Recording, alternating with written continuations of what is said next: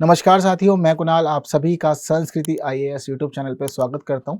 आज की वीडियो में हम लोग बात करने वाले हैं एपीईसी की यानी कि एशिया प्रशांत आर्थिक सहयोग सम्मेलन के बारे में। तो चर्चाओं में क्यों है? क्योंकि भाई अभी अमेरिका के सैन फ्रांसिस्को में इस सम्मेलन का आयोजन किया जा रहा है, क्योंकि इस साल जो मेन मेज़बानी कर रहा है वह कर रहा है अमेरिका, तो इसलिए कार्यक्रम सैन फ्रांसिस्को में है। तो इस दौरान भारत की तरफ से गए हैं पीयूष गोयल साहब और वह वहाँ पे भारत का प्रतिनिधित्व कर रहे हैं। तो इस दौरान अनेक मामले चर्चाओं में आ जाते हैं। पहली बात तो यह है, जो सहयोग का मामला है इस क्षेत्र के अंदर वह क्या है, भारत का इसमें क्या स्थान है, और इससे संबंधित अन्य मामले भी समझने हमें ज़रूरी हैं, क्योंकि जब आयोग प्रश्न पूछेगा तो कहीं से भी पूछेगा। जैसे कि एक प्री का प्रश्न यहाँ से इस प्रकार से आपके सामने आ सकता है। यदि आपको मालूम है इसके बारे में तो जल्दी से आप लोग अपना आंसर कॉमेंट कर दीजिए, अन्यथा चलते हैं आगे और समझते हैं इससे जुड़ी खास बातें। जैसे कि अभी 2023 का जो सम्मेलन है वह सम्मेलन सैन फ्रांसिस्को में हो रहा है, जिसकी थीम है creating a resilience and sustainable future for all. यानी कि क्या चाहते हैं कि एक रेजिलियंट फ्यूचर हो, सस्टेनेबल फ्यूचर हो सभी के लिए। सब कौन? पूरी दुनिया से मतलब नहीं है। जब कभी हम किसी पर्टिकुलर ऑर्गेनाइजेशन में आ जाते हैं, किसी पर्टिकुलर एरिया में आ जाते हैं, तो उस स्थिति में ध्यान रखिएगा ये बात सिर्फ अपने लिए कर रहे हैं, और ऑल का मतलब है इस समूह के 21 सदस्य। क्लियर है बात? इस समूह के ऊपर फिलहाल दुनिया की खास नजर बनी हुई है। उसका रीजन यह है कि पहली बात तो अभी हम देख रहे हैं कि पूरी दुनिया दो अलग अलग युद्धों से जूझ रही है, और दोनों ही जो युद्ध है ना, उन्होंने दुनिया को दो हिस्सों में बांट दिया है। जैसे कि अभी हाल ही में शुरू हुआ था इजराइल और पैलेस्तीन वॉर।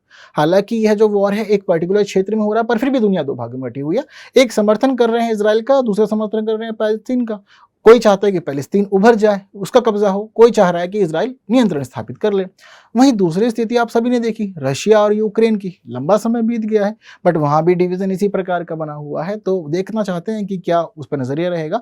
वहीं एक खास बात यह है कि अमेरिकी प्रेसिडेंट जो बिडेन और साथ साथ में हमारे चीन के राष्ट्रपति शी जिनपिंग, दोनों के मध्य एक लंबे समय से तनाव की स्थिति बनी हुई है। लेकिन अब इस मंच पर आकर के यह दोनों आमने सामने होंगे, तो दुनिया देखना चाहती है कि कैसे संबंध इनके स्थापित होंगे और क्या वह आने वाले समय में दुनिया को नई दिशा देंगे। हालांकि आपका क्षेत्र अलग अलग है, आप दोनों ही डोमिनेंस स्थापित करना चाहते हैं। चाइना के बारे में सभी जानते हैं कि किस प्रकार की वर्चस्ववादी नीति है इसकी, है ना। और अमेरिका तो फिलहाल ग्लोबल पावर है ही है, कोई दो राह नहीं है इसके अंदर। तो उस स्थिति में हम यहाँ पर यह देखना चाहते हैं कि अभी अभी आमने सामने आएंगे तो क्या क्या पक्ष रहेंगे, किन बातों पर विचार करेंगे। हालांकि जरूरी नहीं है कि बहुत जल्द ही कोई एक बड़ा परिवर्तन आ जाए। क्लियर है बात? तो यह सब चीजें आप लोग को याद रखनी रहेगी। वहीं साथ साथ आपको यह भी ध्यान रखना है कि भारत की इसमें क्या स्थिति है। तो देखिए, इसके जो सदस्य हैं वर्तमान में 21 हैं, लेकिन भारत इसका सदस्य देश नहीं है। रीजन क्या है? रीजन यह है कि देखिए, जो यह क्षेत्र का संगठन है या ये मंच है, जो ये इस मंच की स्थापना हुई थी 1989 में। 1989 के दौरान भारत जो था वह मूल रूप से बिलीव करता था सोशलिज्म के अंदर। हम चाहते थे कि जो हमारी व्यवस्था है पूरी तरह से समाजवादी रहे, और हम समाजवादी मूल्यों के आधार पर ही विकास करें और आगे बढ़ते रहें। तो इस दौरान क्या हुआ, जब यह ऑर्गेनाइजेशन बना और एशिया के लिए ही बना, तो उस दौरान हमने देखा कि इस समूह के जो लोग थे या जो देश थे, उनका यह मानना था कि भारत कहीं ना कहीं संरक्षणवादी देश है।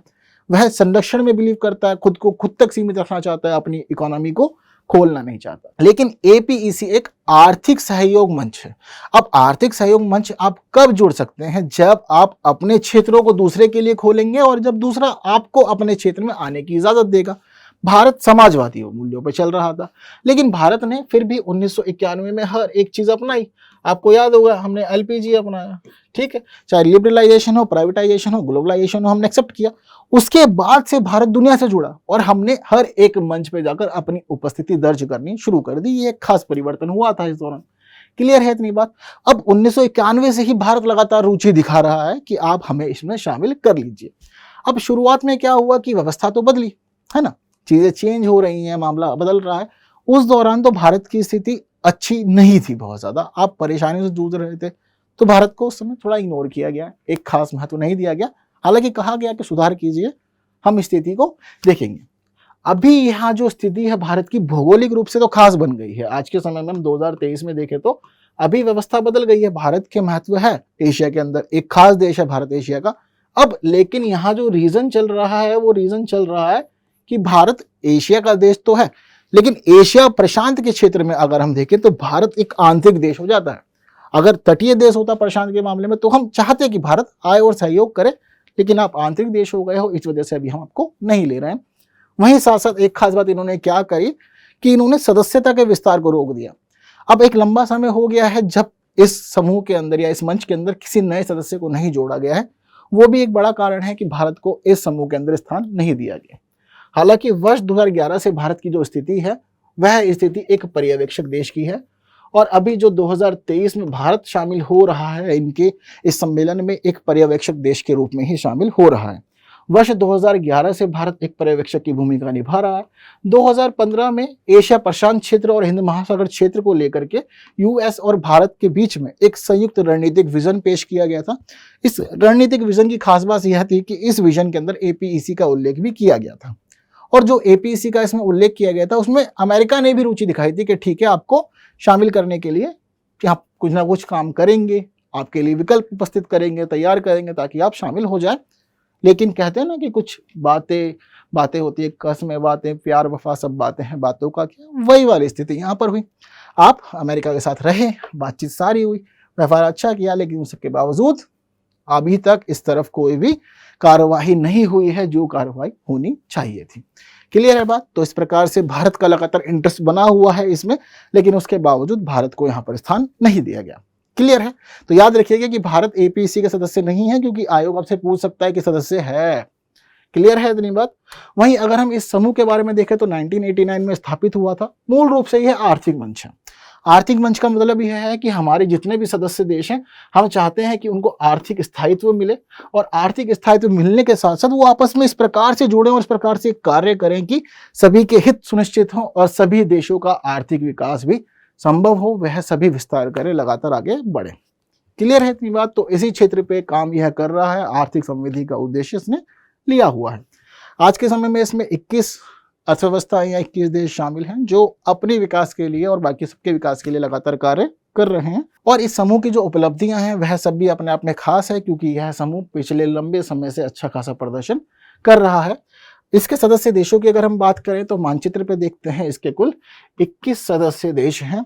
ठीक है, आप खुद देखेंगे कि मोस्ट ऑफ जो कंट्रीज हैं इसके अंदर वो कोस्टल ही हैं और मुख्य रूप से एशिया प्रशांत क्षेत्र से जुड़ी हुई हैं। ठीक है, Russia, China, Vietnam, Thailand, Malaysia, Singapore, ठीक है, कोरिया, जापान, चाइनीज तैपे, ठीक है, साथ साथ हांगकांग, फिलीपींस, ब्रुनेई, दारुसलाम, साथ साथ Papua New Guinea, Indonesia, Australia, New Zealand, Canada, US, Mexico, Peru और चिली, यह सभी इसके 21 सदस्य देश है आज के समय में। तो भारत के लिए क्लेम यह किया जाता है कि देखिए, आपका जो क्षेत्र है, आप एक आंतरिक देश यहाँ पर हो जाते हैं, और कहीं ना कहीं ये लोग यह मानते हैं कि यदि हम इस प्रकार से भारत को सदस्यता देंगे तो भारत के आसपास कई अन्य देश ऐसे भी हैं जो उसके बाद में क्लेम कर सकते हैं कि आप हमें भी सदस्य के रूप में शामिल कर लीजिए, बट अभी ऐसा कुछ व्यवस्था नहीं हो पा रही है। क्लियर है बात? तो इतना कुछ समझ लेने के बाद में अब यह स्थिति है कि आप इस प्रश्न का उत्तर सरलता से दे सकते हैं। इतनी बात क्लियर है आप सभी को? तो एक सरल सा प्रश्न है, अब आप अच्छे से जानते हैं तो जल्दी से इसका आंसर कमेंट कर दीजिए। ठीक है, देखेंगे कितने लोग सही आंसर दे रहे हैं। अगली वीडियो में फिर मुलाकात होगी कुछ नई बातों के साथ, कुछ नए विषयों के साथ, और ऐसे ही हम लोग पढ़ते समझते हुए जानते हुए आगे लगातार बढ़ते रहेंगे। उम्मीद करता हूँ सेशन अच्छा लगा होगा। आप बाकी साथियों के साथ भी जरूर शेयर किया कीजिए। अगली वीडियो में जल्द मुलाकात होगी। हालांकि इस प्रश्न का आंसर भी चाहिए, तो देखिए इसका आंसर यह है। कितने लोगों ने सही आंसर दिया कमेंट में बताइएगा।